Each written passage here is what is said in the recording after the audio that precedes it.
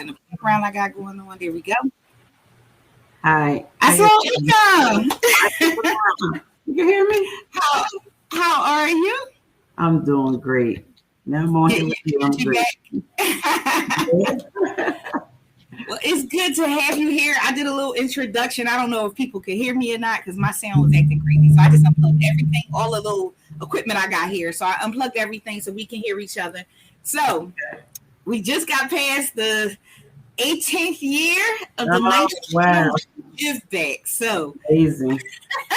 I'm going to start. I'm going to let you take over. This is your show today. And I want you to just share, first of all, introduce yourself for me. Let the people know who you are. And then we jump right into it. Okay. All right. Good evening, everybody. My name is Majeedah Rashid. I'm the Chief Operating Officer of the Nicetown Community Development Corporation and have been with the Nicetown CDC since 2003. Wow. And tell us a little bit. So it's in Nicetown. I did some homework, as you probably saw, that the building that is in is historic. Tell us a little bit about the mission of the Nicetown CDC. Well, our mission officially is to improve the quality of life for those who live and work in Nicetown and surrounding communities. And we do that by goals and objectives that are inclusive and kind of focus on certain priorities like providing supportive services, doing affordable housing. We do affordable housing and mixed use development, commercial corridor revitalization, stabilizing and trying to help grow businesses, and land management. So my state rep is calling me. Busy. So we do those multifaceted things and try to connect with those we serve, from youth to seniors. And, we've been doing quite a bit, like in between things, community gardens, things like that, trying to make sure the community is clean with cleanup programs and things like that. But the main thing we do is we can do nothing of that without community engagement, ongoing community engagement and outreach. That's one of our biggest challenges, but it's a must to be able to connect with the community, inform them, keep them updated on things, and let them know what's available to them. Okay.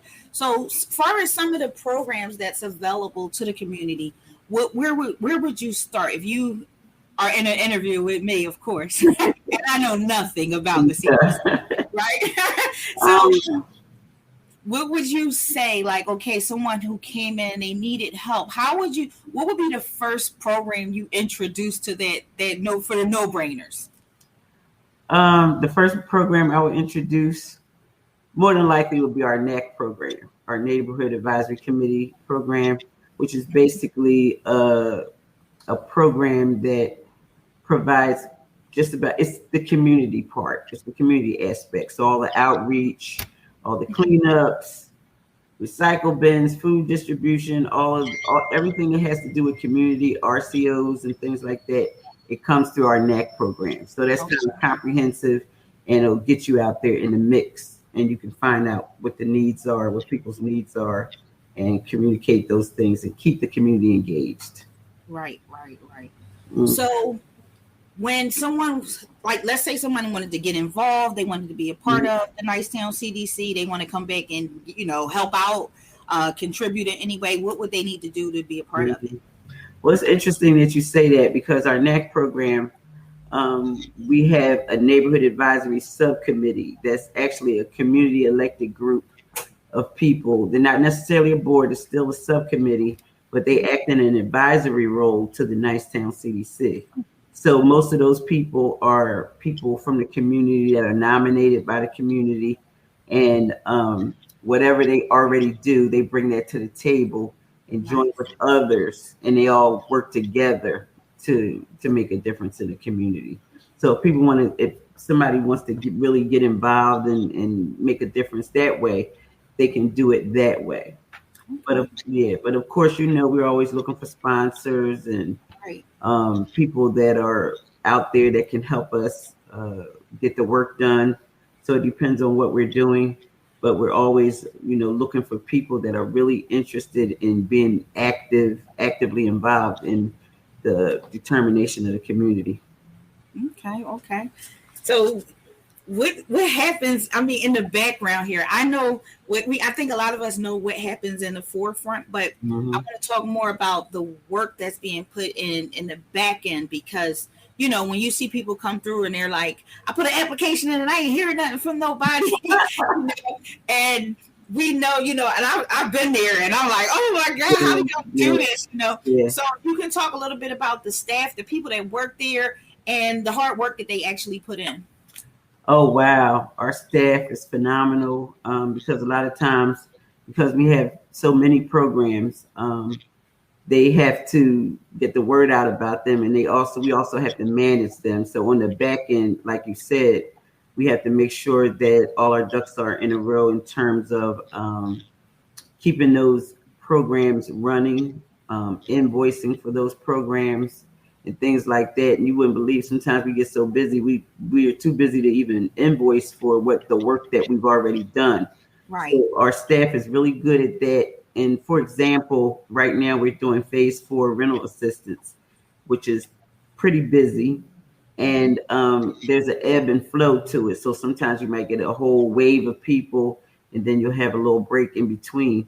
But it's a lot of back end administrative work that has to go on, a lot of paperwork, and things getting input into databases on the computer, troubleshooting with people that don't know how to navigate these online processes and things like that. So sometimes that can get a bit stressful. I know, for instance, our rental assistance coordinator, April, is so good. She's really good. And it was a lady that came in and she was deaf, and she had never learned sign language. So you had to write everything down for her. She was trying to convey to us. And, April knew how to get in touch with TTY services and things like that. Nice. It started working out for her. So they have to have that kind of knowledgeability, able to think on their feet, and also keep productivity-wise. They have to stay on top of that back end. Right. So what are some of the things? Of course, I'm in marketing, so I want to know all your trade secrets now. What are some of the things? I know, right? Your trade secrets. What are some of the things you guys are utilizing to really get the word out into the community? Of course, I'm ready to jump in full force ahead. Of course, I got my stuff together. What are some of the avenues you guys are taking? What are some of the things you are doing to make sure people know that you guys exist and what you offer?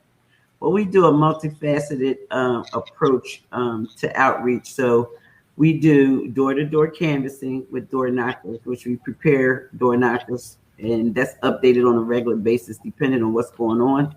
So we prepare those packages, and we have volunteers that come in and help us do that too, because we need hundreds of them at a time. If you can imagine, if they hit 10, 15 blocks a day, we need hundreds of those things. So they do that, and then they'll do email blasts, and we use a tool like MailChimp or something like that, or regular email to kind of follow up with that.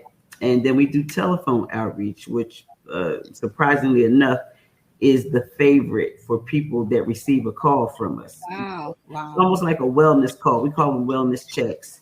How you doing? Did you receive a door knocker? Did you get our email? If not, this is what we're going to do. That kind of connect, and people really like that direct connection. So we do it like that too. And we also do text blasts and things like that. It's just according to what is going on. What needs to go out. Right. And so you have all of this stuff going on. I'm assuming you got a staff of 5,000 that do all of this work, right? That is so crazy that you mentioned that. So I was talking about our fabulous rental assistance coordinator, and we just found out that she's going to have to move on. Her life is too busy. We actually put her in place to launch our rental assistance program. And she got that all set up and running and things like that. So it's time for her to move on. So we're actually heavily engaged and looking for a new one, and she's helping us. I might have a job. Uh-oh.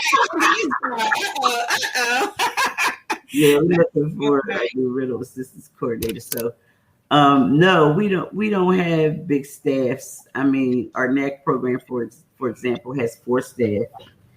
The most staff that we have will probably be in our land care area. We have 3 different crews that go out and do land care, land maintenance.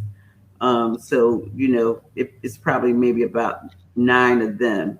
9. So when you say land maintenance, I mean, for someone like myself, don't know what that is. Mm-hmm. Let's jump a little into detail with that. Like, what does that mean to the community, and what do they actually do?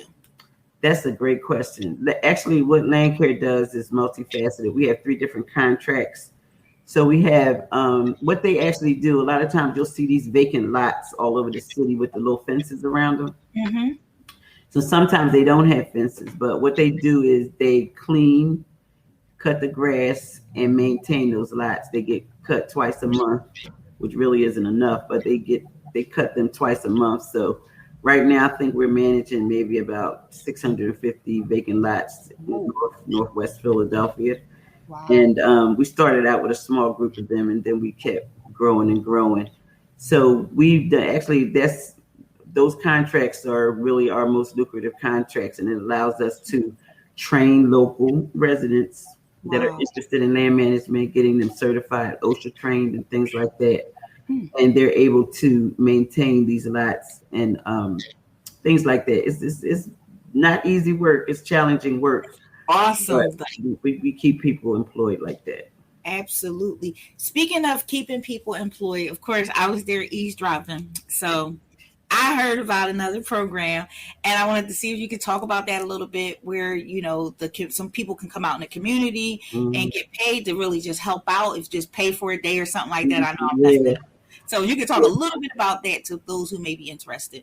That is my favorite program.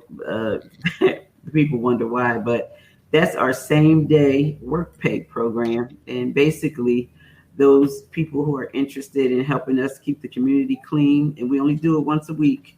Sometimes we might do a special project in addition, but it's once a week, usually on Wednesdays. And we're able to hire local residents from the community to clean the community, clean the streets and sidewalks and things like that. And they get paid for that $100 cash when they come out and do that. So they get together. Most of them come back often, so they get to know each other.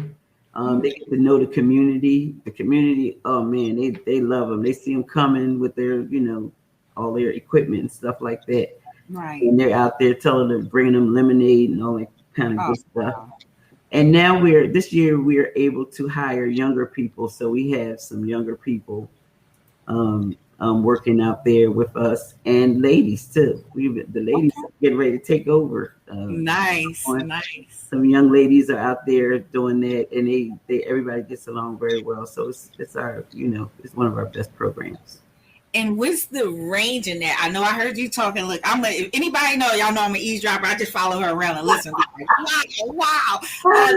So I heard you talking about this to somebody, and you were talking about the vicinity and how the different programs. I think Zach was actually talking about it as well. Mm-hmm. But I know you guys cover a large area. Can you talk a little bit about that? Like what you guys actually cover with that program? Yeah. Well, actually, with our NAC program, supportive services wise, we cover 15 census tracts. So that kind of covers 4 different neighborhoods, all of Nicetown and portions of Hunting Park, West Oak Lane, and Logan, and a little bit of Somerville. Okay.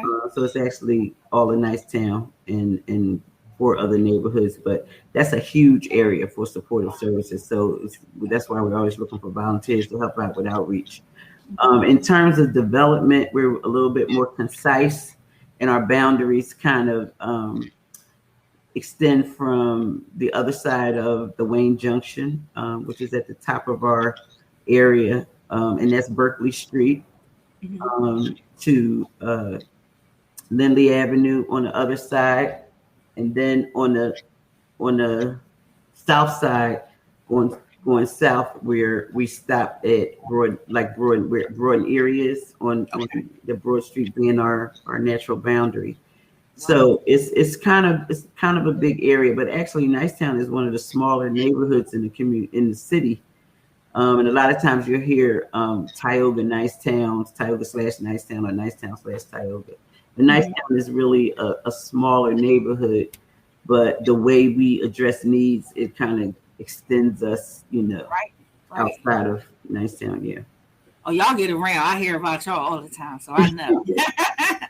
So what do you enjoy? That was personal. Yeah. So you do this and you do it well. And, I know it got to be overwhelming, frustrating, and crazy at times. What keeps you motivated to actually get up and go in all the offices that you go in throughout the day? That's a great question, because sometimes it does get frustrating, especially with everything that's going on in the world today. Right. But I'm telling you, the things that really keeps me motivated personally is to see the growth of a local resident, or see something, turn around for somebody that was seeking help. Right. And they were able to do something with it. And that kind of was exemplified the other day at our Give Back Festival, when we awarded Miss Rose Kelly, who's been a volunteer with us for years. She's just a natural volunteer. She cares about her neighbors and everything. And what she did was, not only does she help with outreach and things like that, but she had taken it upon herself to start to try to educate her neighbors about getting the COVID-19 vaccine.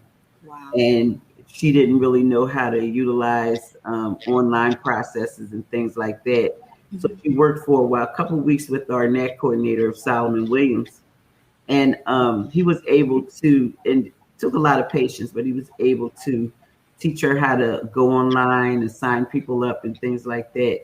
So at the time of the give back, we surprised her with a certificate of outstanding service. Wow. And she also got a TV thrown that day too. She was really she got a TV. But she came in yesterday and she said, I got 4 more people. So she said she's not stopping. She's still doing it.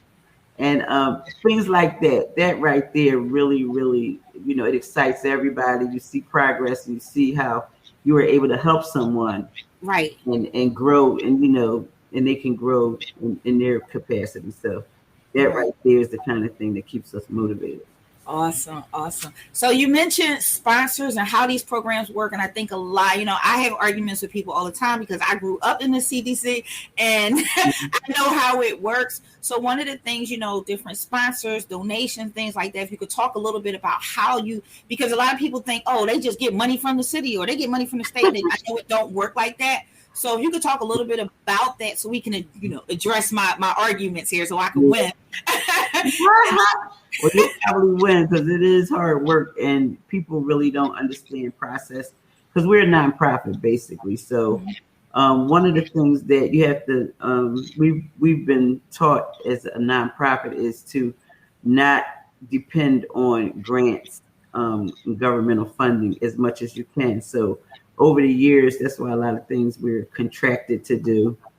But we're, I would say right now we're 70% basically non-governmental. So, and it took us a while to get there. You have to diversify your funding streams. So for some things, just say like our Give Back Festival, we rely on sponsors. There could be corporate sponsors, private sponsors, and individuals that feel like they want to donate or contribute to the Give Back Festival or the ZAR education scholarships or anything related to the festival. When it comes to actual operations of programs, they may be more connected to a contract that we may have with the city, or like our land care is contracted with the Pennsylvania Horticultural Society, and things like that. Our NAC program is contracted by the Division of Housing and Community Development. So a lot of those are contractual, some governmental, some not, and different things like that. But we're always looking for ways to have a diverse base of funding streams, so you don't get dependent on governmental funds and always writing proposals and looking for grants and things like that, which we do. That's my next question. Mm-hmm. So you already jumped in, so I'm gonna stop you. We're gonna take you right back to it. So far as and I think that's another big job that people don't really understand, because I tried to write a grant. I mean, I got it and it worked, but it took me forever. Yeah. So can you talk a little bit about how that works with a large with a corporation like yourself? Who does it? Are you sitting at your desk all day with a stack of papers, this guy writing? Like, how does that happen? Well, it depends. Again, it depends on what the activity is or whatever. And I do a lot of grant writing, programmatic grants, like everything related to our NEC program, or when we ask Department of Community Economic Development for funds and things like that. I usually write those grants. But when you get to the bigger grants, or especially if it's anything related to development, then we have a team of people that work together to submit a proposal for a grant. And that can be very tedious, especially putting narratives together that basically justify your existence and kind of sell you and your capacity to do whatever. And it really gets into you have a project manager and others that are helping you along with a proposal like that. Or they may more so take on that role, and you'll just be contributing to the proposal or the budget narrative or something like that. But yes, you're absolutely right. It can be very, very tedious and stressful. I just threw all my papers in the air. You see me in the office. Yeah. So just with that being said, and you say, okay, you have a team that actually do that work.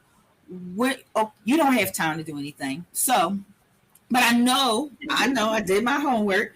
I know that you're a busy woman. Nonetheless, you're still at meetings. You're still supporting other companies by sitting on boards and things like that. So can you talk a little bit about, and this is for my entrepreneurs that are tuned in, can you talk a little bit about being flexible, and maybe the reason why you actually donate your time and, contribute to other causes? Mm-hmm. And actually, that is another thing that I like doing too. A lot of times we get asked to help people who are starting up a nonprofit. We do a lot of that, or starting up a CDC or something of that nature. I sit on a few boards. I had to get off a couple because it was a little bit too much, and you want to be able to give of yourself. So it's some kind of impactfulness to it. So right now I sit on the Philadelphia City Land Bank Board. I've been on there since inception, which is unbelievable. Wow. I was like the last man standing when administration started changing, but I was the former chair of the Philadelphia City Land Bank. So that is and you alluded to something very important, is that a lot of times I get on these boards so I can learn what makes things tick, and to see just, the mechanics of things. And it's been a great learning experience for me, because our organization was blessed to learn development and community economic development from the masters, from Universal Companies all the way to Germantown Avenue Revitalization Corp. Our current project manager that works on all our development projects is from Penrose, one of the original founders of the Penrose properties. And things like that. So we just positioned to learn from the masters. So that right there was really good. But another board I'm on now is for a school, an alternative school called Natural Creativity, where children learn. They learn in a different type of environment than the structured schools and charter schools and things like that. So that has been a big learning experience for me as well. So these boards, sometimes and I'm on one right now with an organization called Me Productions. I don't know if you've ever heard of them, but they do a lot with youth, a lot of surveying and finding ways to reach youth and things like that. So I like being a part of. They're working on something now to address the violence from a preventive perspective. they feel like that's the best way that they can make a difference to Right. prevention. So those kind of boards like that actually help in our everyday work. Right. I like to keep it like that, not just a board that has nothing to do with what we do, right? just sitting there, or you just, but I like when you can learn from it, you can be a participant in it, and you're respected for whatever you bring to the table. Exactly. And it's a good dynamic. Wow. They gonna get me. They gonna be like, Nina Capone and this respect the hustle and took up Majeedah's time. That's what I do. I'm a bully here. I love that they respect the hustle. Yes. But so when you talk about boards and being on boards, and like I said, dealing with a lot of people around, they ask a lot of questions and they don't get to follow you around and get on your nerves like me, so they don't have the answers. But right. Sitting on a board, like how much time would you say actually goes into contributing to that? Because some people get asked and turn it down, not understanding what the real contribution is, or what the time period that you really have to put into someone else's board. What does that look like? Just kind of an overall overview there. Like the time that I have to put in. How much time would you have to put in? Yeah, I would say I need to be honest and say sometimes, like if I know I have a board meeting, especially with the land bank, it's a lot of paperwork you have to study. Okay. Properties that are getting, disposition of properties and, public hearings and things like that. Mm-hmm. So you got to kind of read up on what's being presented and things like that. So I find myself the day before making sure I got every all the ducks in a row. So I kind of, just in case, right, have to say something or whatever, just to make sure I know what I'm, what's going on. Yeah. Right. So you gotta, I would say, some of these boards are only quarterly meetings. Okay. So you have to, in the interim, you got to kind of keep up with what's going on in between. Mm-hmm. And a lot of times you may be asked to do something to help a particular activity. Like somebody may ask me if they know that I have a relationship with a council person or something like that. They may say, well, Majeedah, is it okay if you can reach out to her or him or whatever and see if we can get a meeting, or if we can do this or follow up on what's that and that type of thing. So it really depends on what that particular entity is. Right. And what you have to bring to it, kind of determines how much time you spend with it. But yeah, that's why you can't be on a lot, because when you start adding everything up, you will find that it's taking up a pretty significant amount of time. Yeah. Okay.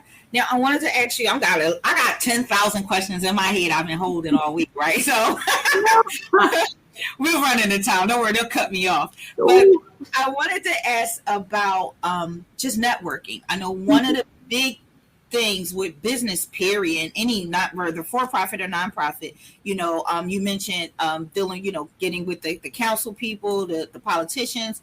Majeedah, you in the mix. I always say, that's Majeedah. I know that we watching the news. You're everywhere. Lord. And you could talk a little bit about being out there and just networking. Like, how do you network? How do you say, I'm out here? I think that's another big struggle for people to get to understand how to network with people. How do you, go in and say hi, or, without being a rapper like myself? How do you get people? If I was a rapper, I would have really been doing something. Yeah, but sometimes you can be kind of nervous if it's that. And that's another reason, again, where I get on some of these boards, I just jump right in. And, you try to build relationships. You try to create relationships. And a lot of times this networking is you're amongst people that kind of know you for what you do. And they have that level of, respect for what you do. And you kind of engage with each other and share best practices and things like that. You start to build relationships like that. And before you know it, when you go to networking events or special events and things like that, you meet people, exchange cards or information. Right. A lot of times you'll find that somebody will say, well, they'll reach out to you and say, oh, I met you at the certain event And I'd like to see if we can meet to do something. You find that you can end up doing a project with somebody, or you can work together, collaborate. Collaboration and partnership is really what we built our organization on. We built our organizational partnership and collaboration. So it's building relationships, and you can't be afraid. It's just people that know me from when I was younger. They can't believe I'm doing what I'm doing now, because I used to be real introverted, never said anything. Wow. Now they can't shut me up. Right. I was like, wait a minute, you? No, Virginia, like, girl, come here. Show me this. And I think that's it's all about personality, because when people talk about you and they mention you, everybody knows you're busy. But beyond that, it's like you still take time to get to know people, to work with people. Right. And it's just, again, I commend you on just remaining pleasant. Because sometimes I'll be ready. Like I said, if I had muscles, I'd flip a desk over. But sometimes it don't work like that. Sometimes, yeah. So you really got that whole organizer. You like born with it. Maybe you just ain't know it at first. Look, I love the organizer thing. Because we went through stages in our development of our organization where at one point we were walking around with suits on every day. And running back and forth, and it was just a different phase. But I remember when President Obama got in office, and everybody knew he was a community organizer. I was walking around, yeah, I'm a community organizer. I like that title more than anything that I do. Nice. I really like to really get out there in the mix, no matter what, because it's not always fun. Right. As pleasant as you can try to be, or whatever, try to be as positive as possible. Sometimes people still might not like you. So you have to be able to navigate that as well. And a little, well, not a little, but some frequent prayer helps. And just being sincere and, about whatever you're passionate about. And I find that a lot of my colleagues that are successful like that, it's the same thing. Just trying to be true to yourself and true to your organization and keeping it real and just keep it moving like that.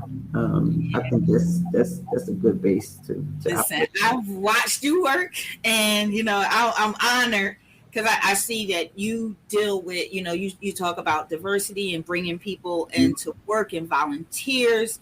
And over the years, I've saw, the dynamics of the different personalities. And, I've been around since I was a little young girl. Yeah.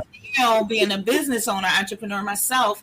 And I look and I'm like, oh my gosh, like I need a hug because, with people with these personalities. So I have to ask, let's give some advice, help a sister out. What do you? I know the woo side thing, and that don't work. Sometimes I woo side and I stay woo. I don't come back. So how do you deal with the different strong personalities? Because you do have a lot around you. So what would you say, like some of your challenges in dealing with that? Oh wow! Sometimes you don't even realize where these challenges will come from. Oh my God! I see my girl Cynthia Barnes over here. It makes me realize that.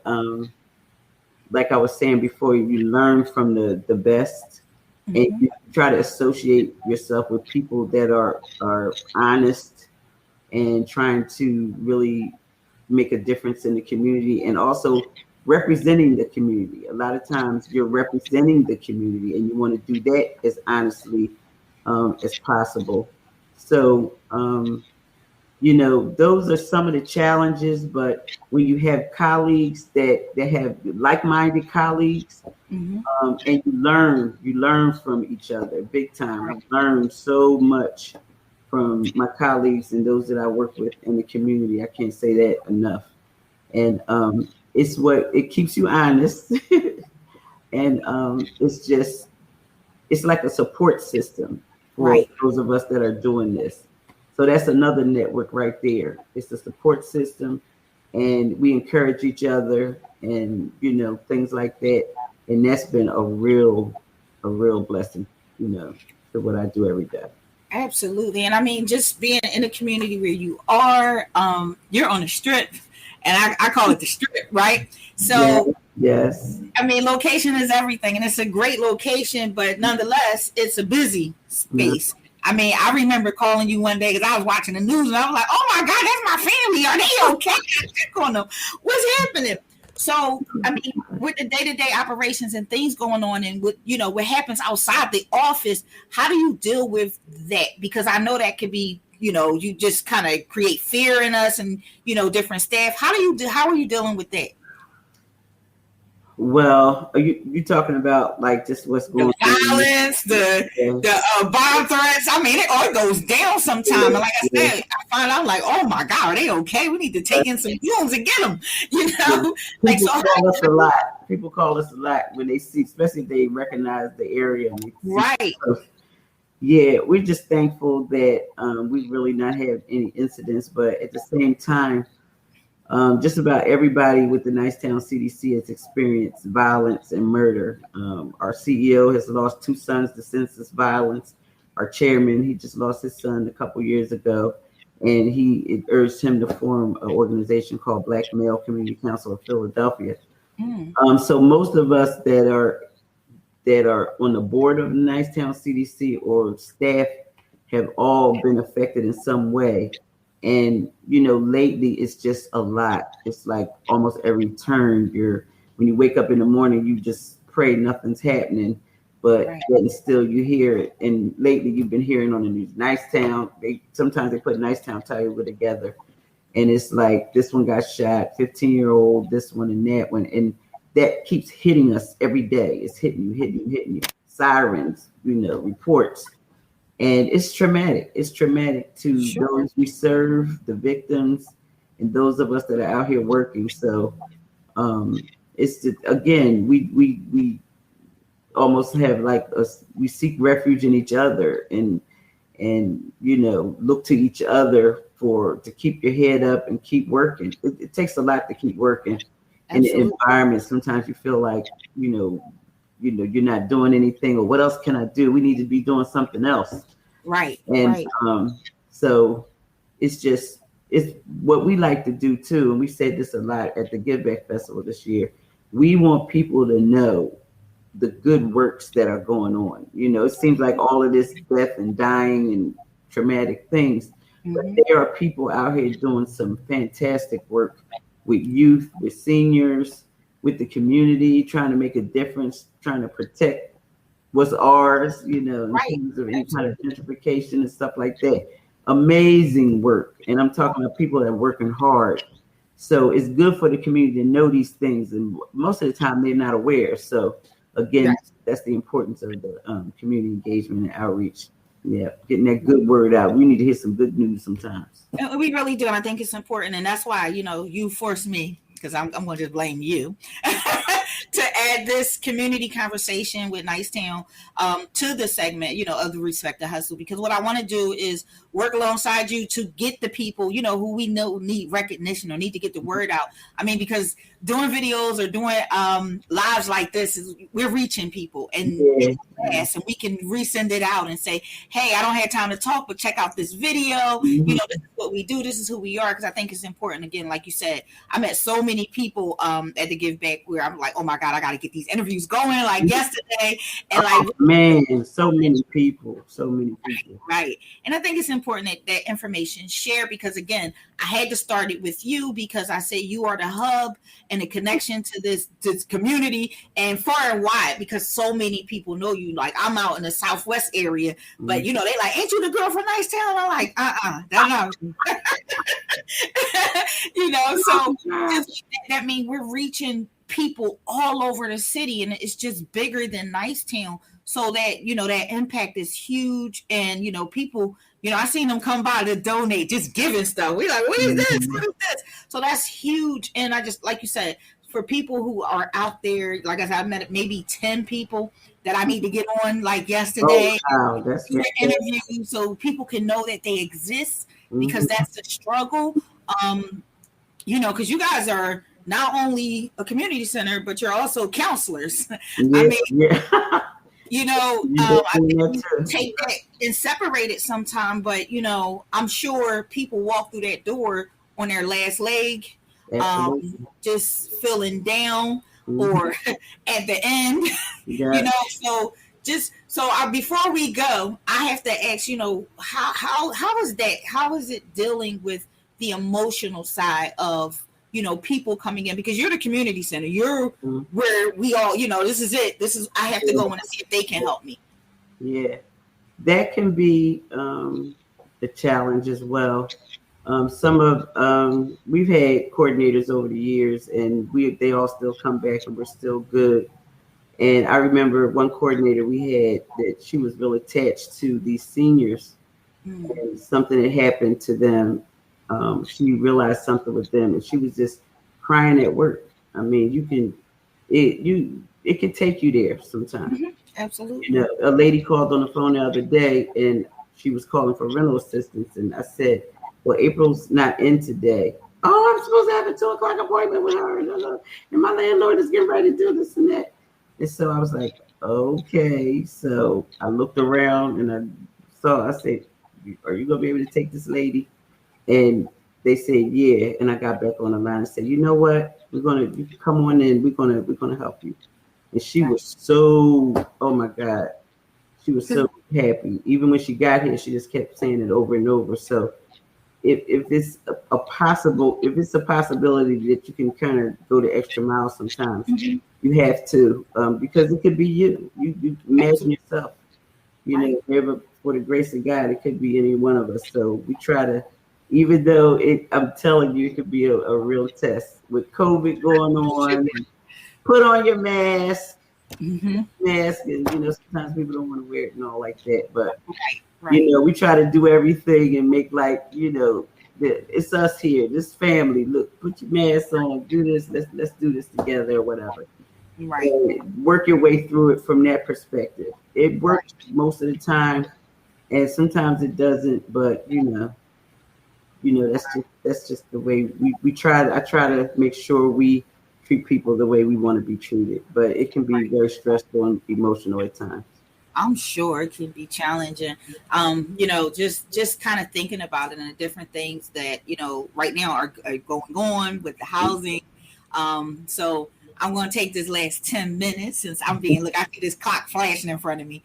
But I wanted to take just a time and see if you can talk a little bit about, what people need to do to obtain rental assistance, because although it's been available, I still see a lot of people who don't know, where to start from different communities, and it's kind of frustrating and stressing for them. And like you said, everybody don't know how to go online and do it. Right.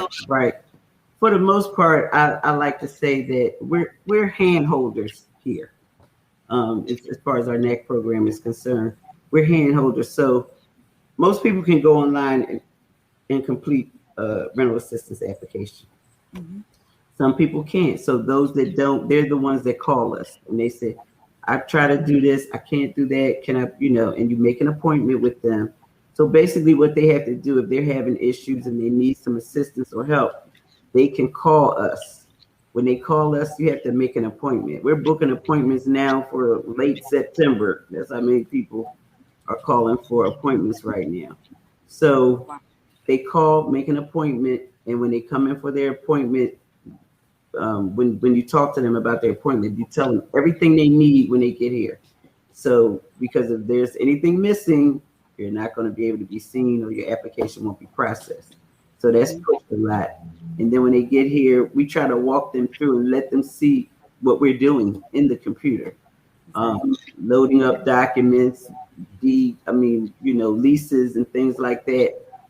Walk them through their process, because one of the other things we do is not just to do it for them all the time, but if they can't, we try to walk them through it and let them look and see what this process is.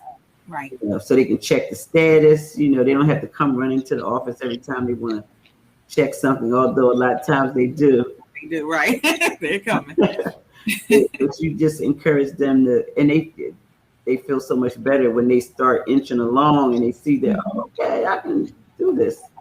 Right. So, that type of thing. So that's basically it. You call, make an appointment, make sure you have all your documentation, and come and sit down, and our folks will help you.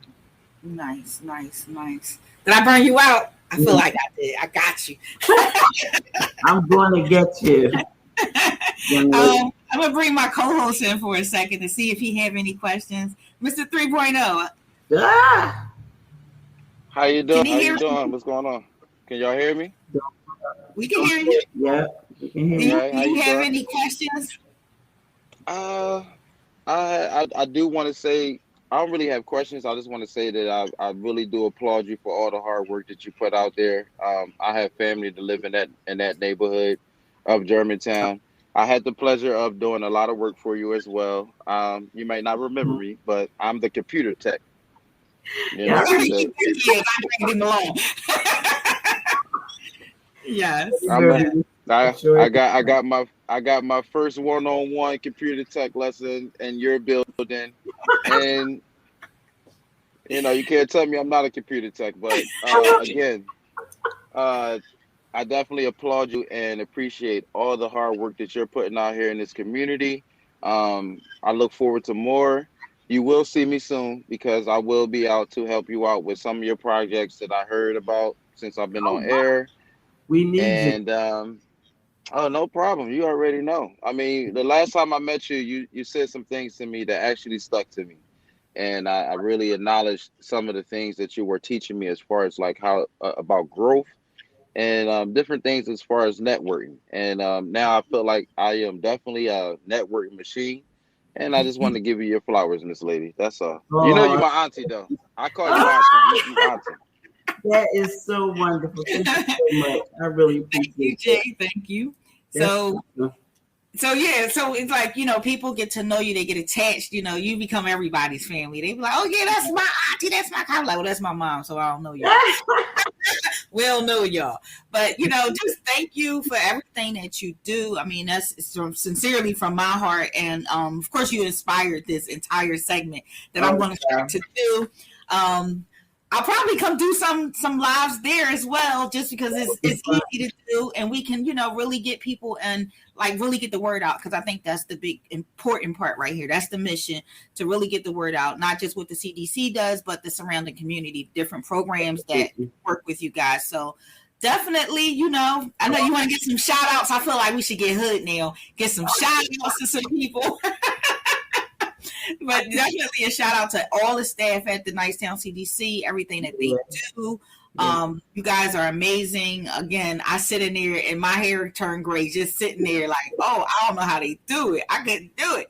I think it's important that you guys' mission, and I'm looking forward to being back in the mix. So I will see you soon.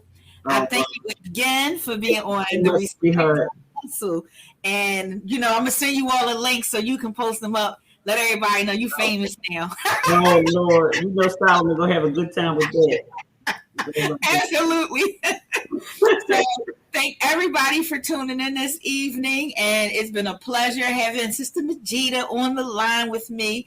This is the community conversation today with Nicetown CDC, and Majeedah, we'll talk on the other side. But everybody else that tuned in, thanks for being here. We love y'all. Peace out. Respect the hustle. Thank y'all.